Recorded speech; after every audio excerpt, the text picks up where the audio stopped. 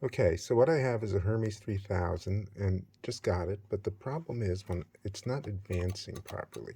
I've got the carriage return off, but when I press the keys, I've been trying to figure out what's not, doesn't seem right. Not an expert by any stretch, but what I've noticed is that, here's the escapement, that there's this little bar right here, and that when you press the keys, you can see it's just catching against the edge of that.